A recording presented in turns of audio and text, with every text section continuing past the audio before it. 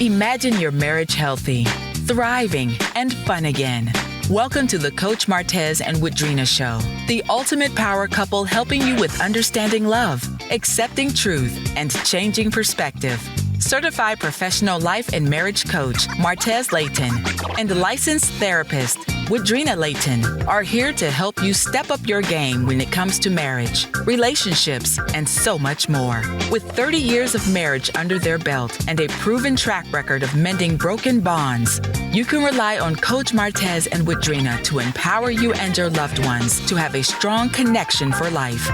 The Coach Martez and Woodrina Show starts now. Hello, good afternoon, Hello, everyone. How are you everyone. doing? So glad that you're listening. So glad that you're joining us. Again, we're so glad to have you here. I'm Coach Martez. And I'm licensed therapist Woodrina Layton. And you're listening to the Coach Martez and Woodrina Layton Show on Transformation Talk Radio. Stay with us for the next hour as we talk about infidelity in marriage and why the good ones. And that's in quotations. Good ones is in quotations. Step out and cheat in their marriage. You want to listen to this one, tell me. We're looking forward to having an enjoyable conversation around walking out the journey of love, life, and just fulfilling purpose. Every Wednesday right here on the Transformation Talk Radio at 3 p.m., we will have Eastern time. Thank you, sir. We will have practical tips, new insights and perspectives, along with life and relationship tips that will help you to improve your relationships, communicate better, walk in forgiveness, and just simply love better. Mm-hmm. Today, we're going to talk about infidelity and share with our personal stories of infidelity in our marriage. Yes. Do you know that infidelity is one of the main reasons that trust is broken in the marriage, or which the marriage itself is destroyed? Mm-hmm. Some people have gone so far as to say because you have a good, God-fearing spouse, you won't have to worry about them cheating on you. Yes, they say that. You know, some people say that, but it's like the question that we would have to ask everybody is, what is the definition of a good, trusting, and loyal spouse? Like, how do you define But hold on, before we get into all this, we need to do some fun facts, because this is heavy today. You know what I'm saying? This is one of the topics that I know. Yeah. You know, we don't want to make this heavy. We really want to make this light. But we really want to make it educational, understanding, because this is a real topic. This is something that's dear to our hearts. But before we really get in that, let's just kind of scale it back a little bit and let's talk about a fun fact. All right. So when you think about, here it is getting close to the holidays, it's close to Thanksgiving. What is one of your favorite dishes that you love to do that your family really loves? Oh, well, you know, my family really loves my dressing. Exactly. Yes. Yeah.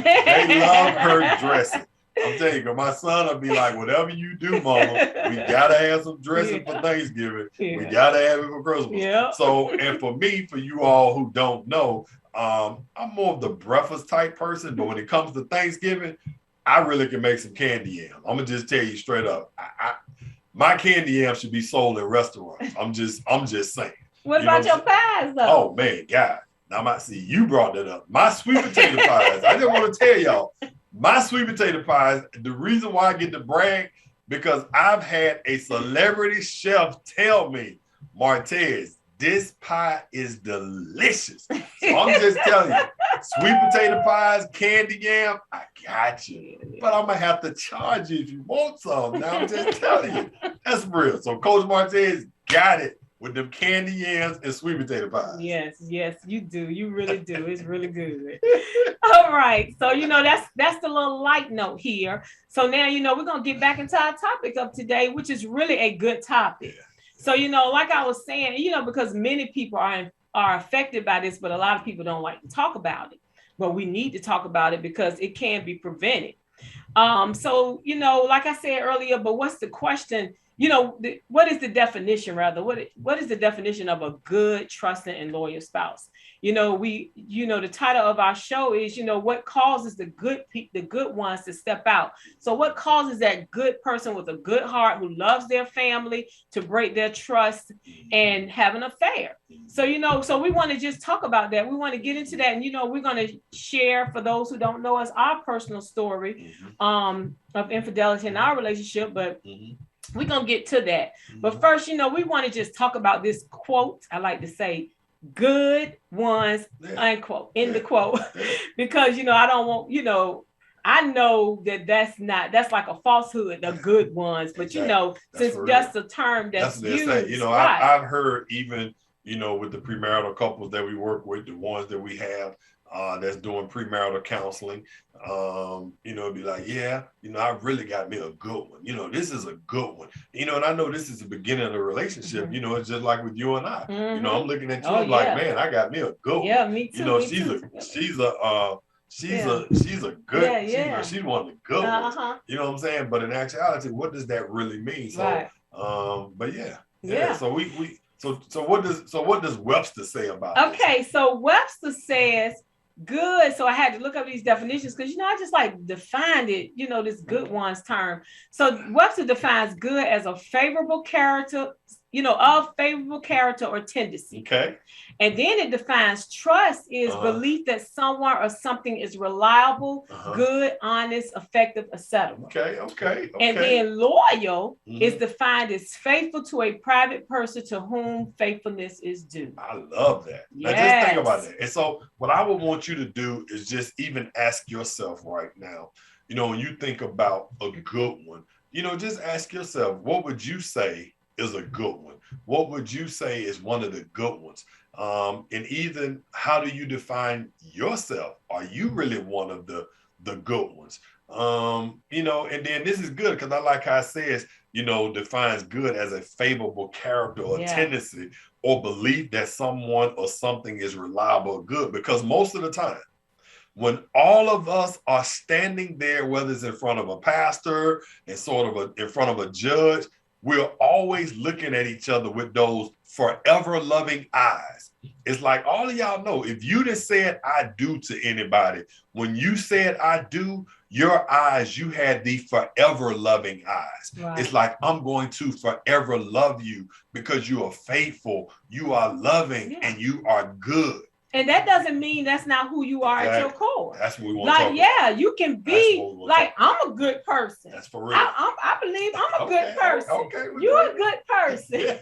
So, we're good. We're good people. But just because you're a good one doesn't mean you're not human. Okay. We fail. Okay. We all make mistakes. Okay. So that's what we really want to talk about and why we're saying the good ones, because of the fact that, again, good doesn't mean forever perfect. All right, so let me say that again. I want to make sure you all get this. Good doesn't mean forever perfect. Good doesn't mean forever honest. Good doesn't mean forever truthful. There are going to be times on this journey that we call marriage, you may end up breaking your promise. But now what happens? But that doesn't mean you're not good. Right. And so this is something I tell everybody, especially all the Bible scholars, hallelujah. Everybody who loves Jesus, everybody who calls on him. And I'm a God, Jesus man myself. But I just want to say this now. If you look into the scriptures, the Holy Bible that we read on a Sunday, Wednesday, however you read yours on a daily basis, like I do on a daily basis, then I want to ask you, who did God say was a man after his own heart? If you don't know, I'm going to tell you. He said David. He said, David is a man after my own heart. If you don't believe me, look it up in the scripture. Just try to find it. Now, this is what David did. David was a murderer and he committed adultery. But to God, God said he's a man after my own heart. So let me ask you this question. Is David a good man? Was David a good man? God definitely said he was a good man, but he killed a man and he actually slept with another man's wife. So what I'm just saying to you, when we talk about good, we need to understand what good really means. Yeah. Because good is more than being perfect. Yeah. Good is being more than you would never lie to me. You would never, man, stop putting all them false expectations on people. Come telling you, they lying to you. Yeah, I just straight up telling you.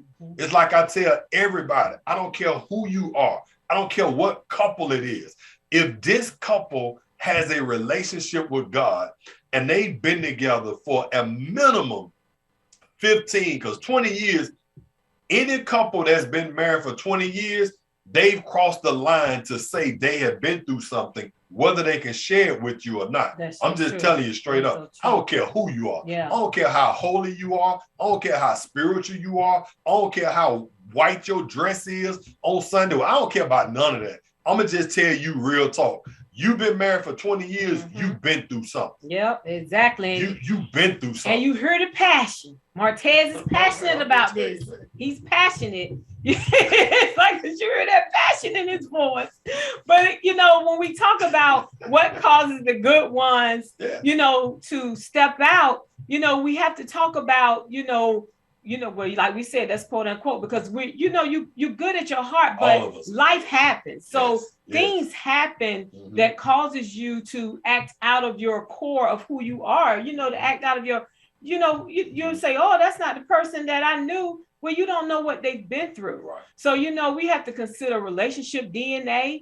What we found out in our studies is if your parents had infidelity in their relationship, then more than likely it was a 90% chance that you're going to have infidelity if one of your parents actually committed infidelity. And so therefore, if you don't know this going into your relationship, then you're not aware of the boundaries and the preventative measures that you need to take to make sure that that doesn't happen in your relationship, because you just need to put certain pieces of accountability in place to hold yourself accountable. So that way, when those temptations comes, or when because you never know, you can never say, that could never happen to me, because you never know what you may be experiencing in your relationship that may cause you to be at a vulnerable point. That's so true. All of us can become broken at different times. Look at COVID and how COVID really transitioned a lot of people's relationships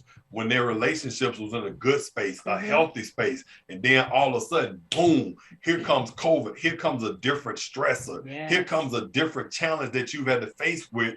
And then if the other person doesn't know how to meet you emotionally where you are, you can get into a broken place. You can get into feeling rejected or overlooked. And then those feelings can cause you to go somewhere emotionally you never thought you would go to. You have to consider hurt, emotional baggage. But that doesn't mean you're not a good person. That just means life has happened. So when we go back to what causes the good ones to step out, we want to let you know this is something that can happen to anybody. Because having that false expectation of what a good one is what also causes a lot of problems in marriage, because you've had a person to set up a false expectation that they can't maintain. And when they can't maintain that false expectation, they want to start hiding. That is so true. Once you start hiding, now all other things kind of come into the picture. So, but anyway, I know we got to get ready to go into a break. And it seems like, man, we be able to talk so fast and go so fast. Man, because it's like, this that time it goes by fast. So, but you have been listening to the Coach Martez and Woodrina Layton show, and we're just going to take a quick break. But when we come back, we're going to finish this discussion and talk more on the topic of infidelity in marriage and why the quote good ones unquote step out and cheat. Exactly. So just stay tuned. We'll be right back.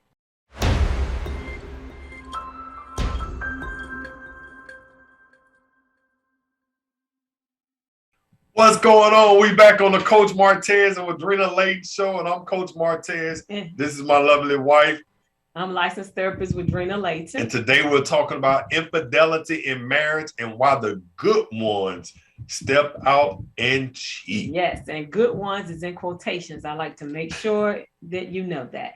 But before we continue, we just want to make sure that everyone knows how they can connect with us, on social media. If you want to connect or work with Martez and I, you can visit our website at dreambuilderscoaching.net, and on Facebook, we're Dream Builders Marriage Coaching and Counseling. Instagram, Martez is at Coach Martez, and I'm at Woodrina Layton. Twitter, he's at Coach Martez, and I'm at Woodrina Ale. So we have been talking about, what causes the good ones to step out. We say you have to consider, relationship DNA, just hurt that you may be experiencing in your relationship, emotional baggage. And I just want to go back because you said relationship DNA. And for those who are not familiar with what relationship DNA is, you may want to Google it, because the same way you could have high blood pressure run through your family, diabetes run through your family, cancer run through your family.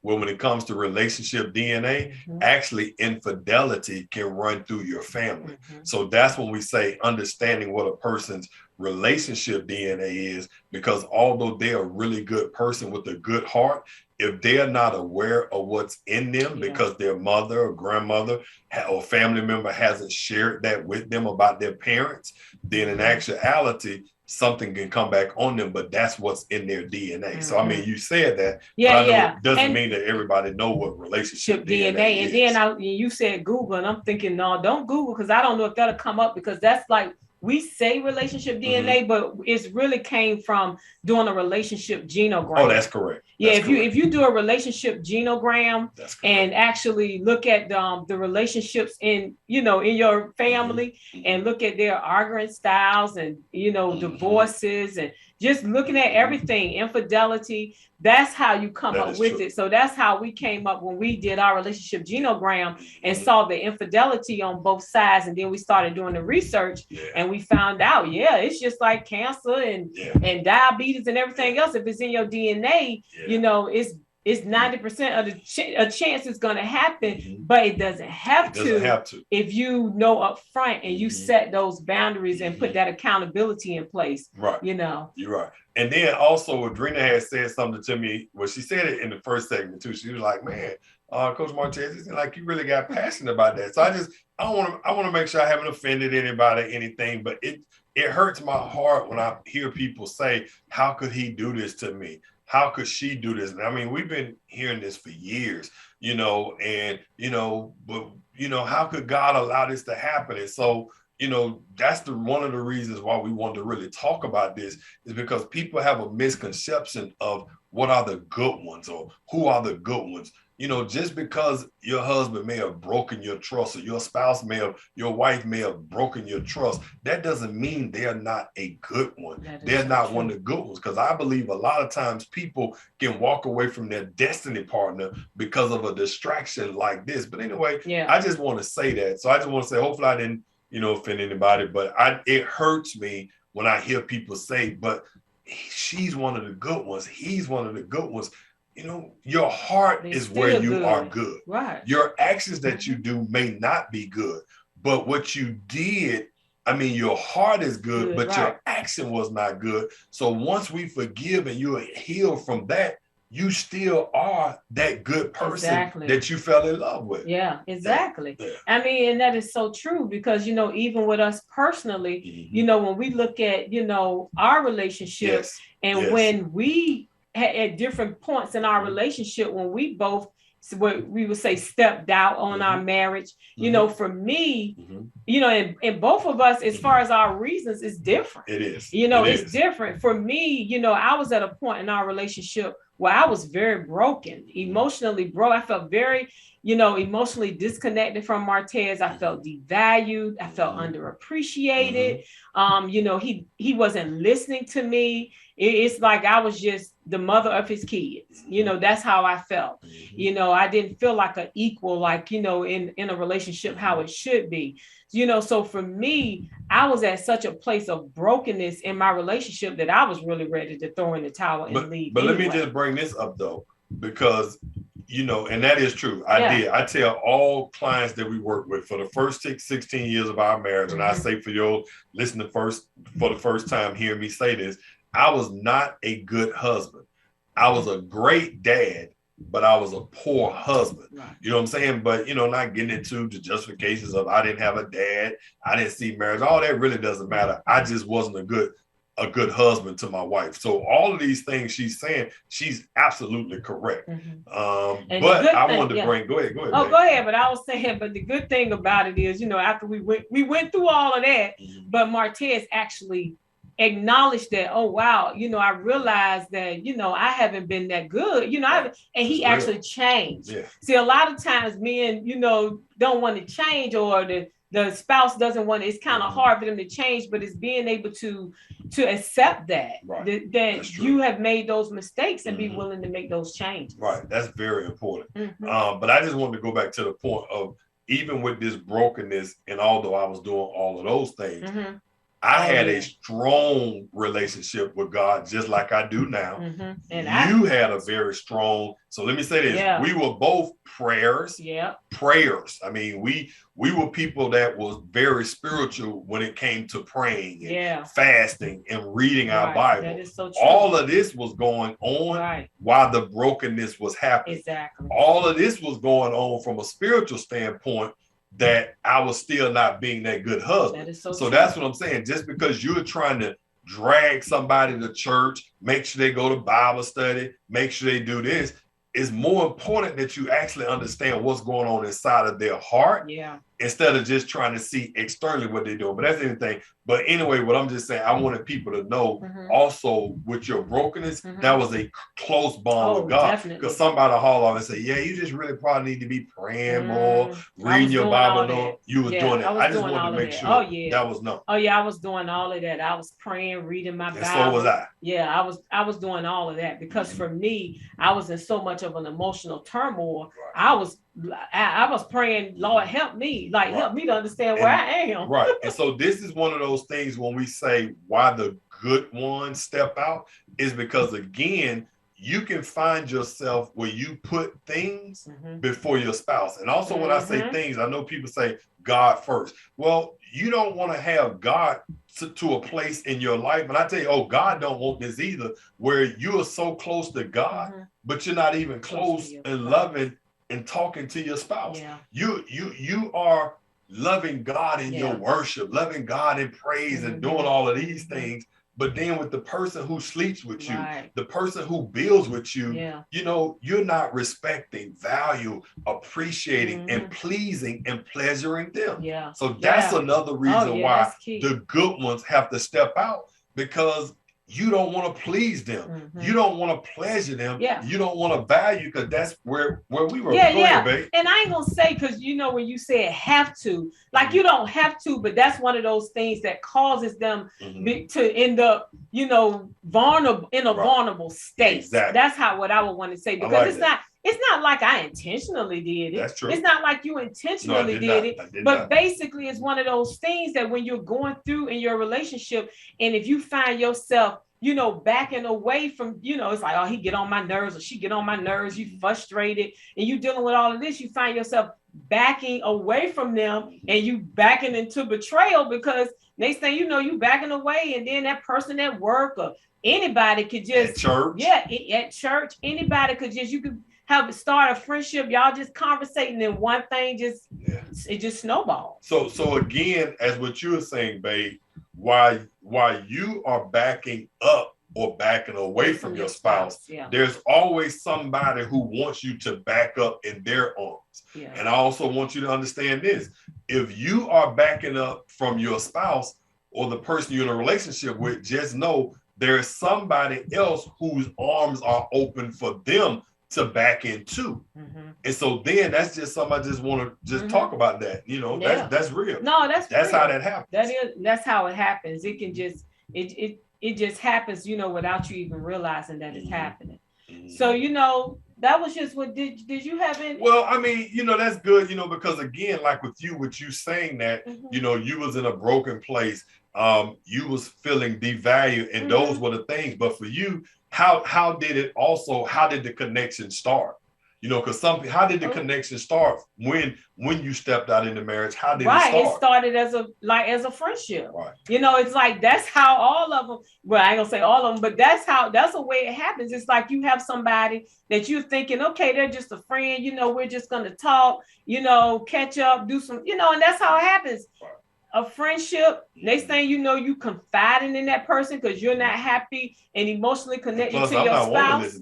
Right? Yeah, your spouse. Y'all not emotionally connected. You go in your room, right. I go in mine. So you go downstairs. You have this other person. I had this other person that was listening to me. You know, valuing me, giving me everything that my husband wasn't giving me at that time. Mm-hmm. So I ended up drawing towards him instead of my husband. And so and again, that's something very important to remember what you said. It starts as a friendship, but it's also because of the lack of attention, the lack of affection, the lack of understanding, the lack of priority that you wasn't getting from the person you love. Exactly. You know what I'm saying? So again, when you think about that, if you are in a relationship and you know that appreciation, understanding, priority, and affection is lacking in your relationship, and you are married to a good one, to a good God-fearing one, you need to really ask yourself, what is this lack? Where is it pushing them? Where is it taking them? Mm-hmm. Because that, again, is how the good ones end up being pushed into somebody else's arms. And that is so true. That's real talk. That is so true. That's real talk. And so we need to take a quick break. Again, but I'm telling you, breaks, so we got to get those sponsors, you know what I'm saying? So that way somebody. Because that's this. So, you know, I'm licensed therapist with Woodrina Layton. And I'm Coach Martez. And you have been listening to the Coach Martez and Woodrina Layton show. When we come back, we will continue this discussion on infidelity in marriage, because this is really, this is a good topic. It's one of those things, it's thick, it's tough, but it's good. Oh, no, it's good. Yeah, stay tuned. We'll be right back. Now, jamming that music right there.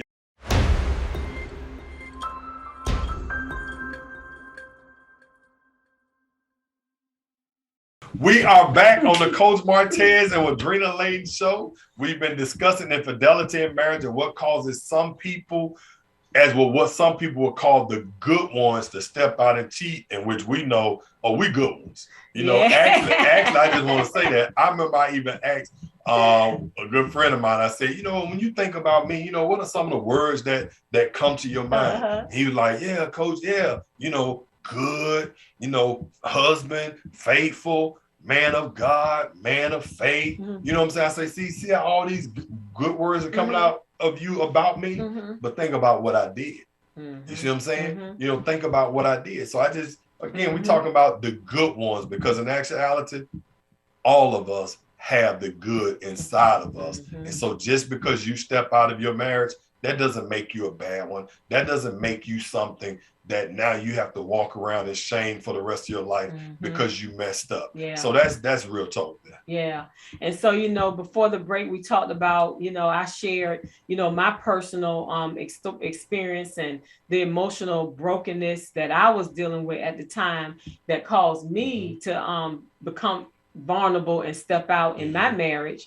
And so now, you know, we're going to talk about Martez. But before we come over to Mr. Martez, you know, before we come over here to me right quick, no, I just really want to kind of paint the picture a little bit more when we talk about the good ones. Go back to last week. Y'all know we got to paint pictures because, you know, Martez want to make sure you understand. I want to make sure you get it. You know what I'm saying? So here we talk about this good one. You know, this going here. You know, my wife, when I met her back in 1989, she was the one that would wear a sweater that would literally cover up her backside, because she was just like, you know, being shy, you know what I'm saying? And these type of things.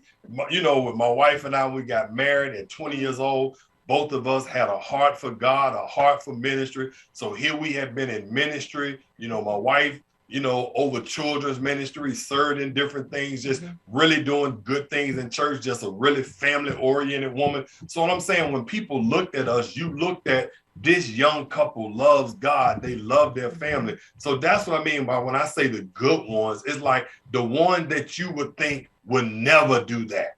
Yeah. So I just really want you to know, you know, in my mind, it was like, my wife can't cheat. It ain't even a part of her nature.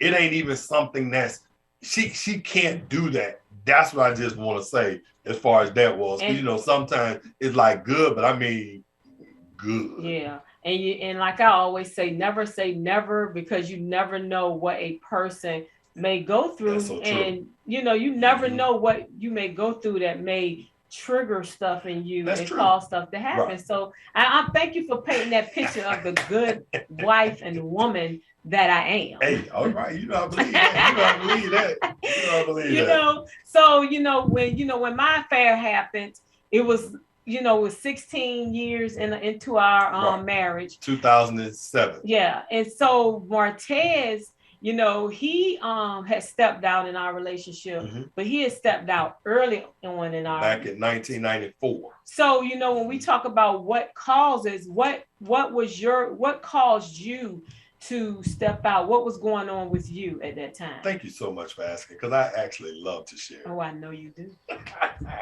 So honestly, one of the things I really like to tell people again when I say, the good ones, honestly for me, oftentimes tell people I fell at a time when I actually was wearing a S on my chest, and it wasn't like Superman or anything like that. Honestly, I was just at a place where I felt like I was super saved. I had started in the ministry young and different things. Honestly, I had so much confidence that I would be like, I can't cheat. I'm not going to cheat. I'm not going to let anyone try to tempt me to mess up my family. And plus, I grew up without a dad. I grew up without a father in the home. So for me, I knew the reason why my mom left my dad, and I was just like, that's not going to be me. And so for me, like I said, here I am reading and studying, and I was overseas by myself, but still I felt like I can't fall. And so one of the things God had to do to me, he had to humble me, and he had to let me know at any given time, you are able to fall, and you can't keep yourself because you're so high. You had so much high confidence in yourself. And so that was one of the things with me, because I just felt like I'm above temptation. I'm not going to do this. So by me being like that, my guard, honestly, it really wasn't up, because there was no need for my guard to be up, because it's like, I'm not going to fall. So that's one of the reasons why I fell back in 1994. Honestly, people had their different reasons, but for me, it was like, I just could not believe I would give in to the temptation. And basically when the temptation came, you gave into the temptation because all your confidence was in yourself, right, and not in the one you served. And, right. Even though I was praying, even though I was reading, I'm like, no, this can't happen. This can't happen. This can't happen. Not happen. And then and if you pay, I'm just saying the differences. Most women, and I'm saying most because not all. But most women, when they step out, it's because of emotional brokenness. It's not feeling valued or appreciated. Not being loved by your spouse. But with men, because they're different. They're more visual, so it doesn't have to be an emotional connection for them. It can be respect. Yeah. Even though for me, it wasn't a thing of respect, because my wife was always respecting me. But but with most men, it could be a thing of respect, and it also can be, as you say, the physical attraction. Right. But because of the fact they don't feel respected at home, they don't feel like they are honored at home. If you're not honoring them, then it's like eventually that other person is going to honor them. Like nowadays, everybody into this thing, oh, my king, oh, my queen, but in actuality, when you go home, it's almost like he your servant, or he like one of the peasants, because then you act like you don't want to have nothing to do with him, you don't talk to him, but then you want to, hey, my king, hey, my queen. Well, no, make him king in the bedroom. Make him king of the castle, to where you really honor, really value him. And the same thing with the woman that you call your queen. And, so when that's not happening, then that's when the good ones could end up having to feel the need to step out, or most of the time, and this is another thing we definitely need to say, most of the time when people who are the good ones and who really have a heart for God, they really never intentionally just want to do this. It's almost like they are deceived into doing it. Because if you really have a heart for God, you really love your spouse, you don't really want to do it. Yeah. It's almost like you're in a trance, and it's like it's just pulling me towards this other person, and I don't know how to stop it. Mm-hmm. That's real. Mm-hmm. Man, that's real. Yeah, that's good. Mm-hmm. So, as we're talking about, infidelity in marriage and the reasons that people step out, another thing to remember is, as far as women, most women are, as far as our emotional needs, most women want affection, That's so true. and most men desire sex. Right. So when those needs are not being met at home, that opens that door of vulnerability as well. Right. That's so true. Yeah. And it's one of those things, like I oftentimes will want to say is, we have to get to a place as couples where we have a desire to please and pleasure the other person. Yeah. You know what I'm saying? Because a lot of times we may want to be pleasured, or we may want to be pleased, but you have to ask yourself, but am I willing to please and pleasure my spouse? And so when that's not there, then you're not getting the affection. And it's like, and if it's not there, then you're not getting the sex that you desire to receive. So it's one of those things too. We just have to be able to be open and honest, and just really communicate with one another and be truthful about what we desire. Right. Because a lot of times, if we don't want to be truthful, then that's going to open the door too. And that goes back to like what you said. Another reason why the good ones step out is because of the fact, you may not be listening to their desires, or they're at a place where there's been so many things said that they can't really even be honest and vulnerable to give you their desire, because it's like, it's just snuffed. It's just pushed down. It's like, come on, that doesn't matter. I'm not doing that. So you don't even want to entertain their desires. And so then all of a sudden, the more they just continue to feel rejected, rejected. And then all of a sudden somebody starts listening to their desire, starts listening. And so then that opens that up. But again, that only happens because the person they love, the person who they cherish, the person who they want to build with and grow with has just like found it in themselves to just almost turn them away. Yeah, that is so true. They're not being validated and appreciated. Right. So, this is good, Martez. This is so good. And I just want to say for those listening, to find out more, it's in our book, A Blessed Affair, Be Careful What You Curse, Your Curse Could Be Your Blessing. We wrote a book, about our story of infidelity in our relationship and overcoming infidelity. And, we talked about the tools and everything that we use to help us to heal and get from that place. Because, like I can say, I was definitely, still praying and, because I'm at my core, that's who I am. I'm a woman of God. I'm a woman of faith. So at my core, that's who I am. So I was praying, I'm seeking God, trying to hear and understand. But it was one of those things, as I went through my healing process, I realized that really I had some unforgiveness. I had some anger towards God that I had to deal with. And once I dealt with that, then I was able to really heal and get back on the other side of forgiveness. So we talk about that, in our book. A Blessed Affair. A Blessed Affair. Be careful what you curse. Your curse could be your blessing, because it is a lot. It's a lot to it, And I just want to say again, be careful when you say, the good ones, because there is good in all of us. And so just because you make a mistake, just because you fall or you do something that definitely makes you feel ashamed and makes you feel just like, I don't deserve to be loved. That's not true. You know what I'm saying? You don't even understand the reasons how you were deceived sometimes to fall into these traps. But I just want you to know, definitely, you can be loved. I mean, we are stronger than we've ever been before from going through these different tests at different times in our relationship. But what has made us who we are today. Yes. So we got to go time for a break again. It's good conversation. This is the Coach Martez and Woodrina Layton show. And when we come back, we're going to continue this discussion, but we're going to talk about the power of purpose and prayer. And then Coach Martez is going to share a confidence builder. So stay tuned. Let's go.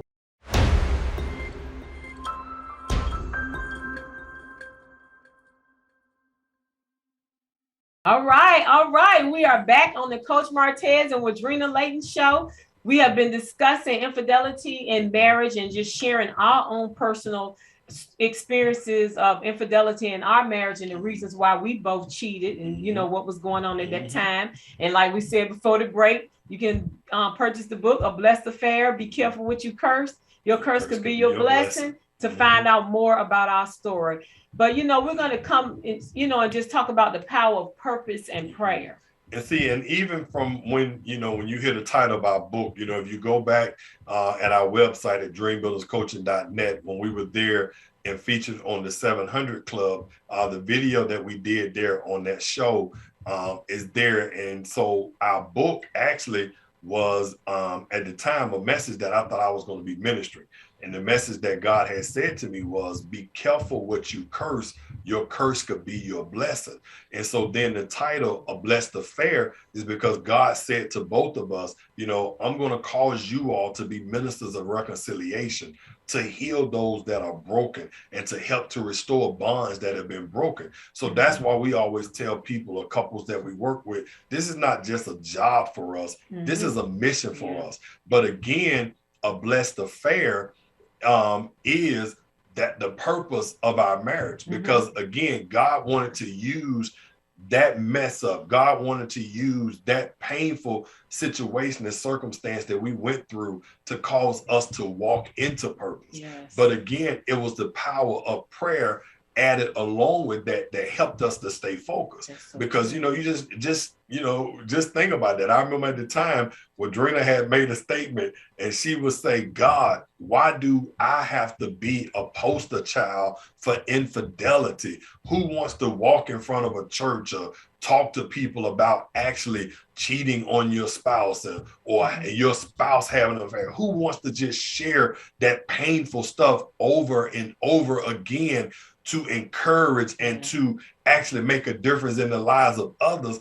But then we had to realize, but this is our purpose. Yeah. This is the calling. So God didn't take us through that test just for us to say we passed it. Now, for some people and many of the clients that we work with, like I tell them, everybody doesn't have the grace or the anointing or the ability to really share that with others. We understand that this is our call, but again, the purpose and prayer is powerful, because when you understand the person that you're married to, depending on how that affects one another's destiny, you can't walk away from your destiny partner simply because of distraction or something that they've done wrong. You can't leave who God has assigned to you because they hurt you. Yeah. So then that's why it takes prayer to come back into alignment, to come back into focus, to understand I have to forgive you because you are assigned to my destiny. You are assigned to where God wants me to be. And we're going to be doing this as a team. Yeah. So that's why when we talk about purpose and prayer, it takes both. Yeah. It takes both. It really does. And I just know for me personally, that was one of the things that really kept me moving forward through that painful experience, because it was very painful, but deep down, I knew in my spirit, I knew God was saying to me, that's your husband, that's your destiny partner. So all of this that you're going through, it's for a purpose. It's purpose in everything that you go through. So therefore, I kept hearing that and I kept pushing. And I kept pushing, and I was like, okay, I got to keep pushing no matter how I feel like I want to leave, I want to give up on this. It's like God was saying no. The Spirit of the Lord was saying, no, you can't. You have to forgive, because it's not just for you, it's for others. And that's why we always tell couples, I always ask couples that we work with to understand, what do you believe when you said I do to one another? What was the purpose of God bringing you together? Because that was, with Woodrina and I, we believe that, God wanted us to do something special from our marriage, even before the infidelity, whether it was in ministry or whatnot, we always believed we had something to help others.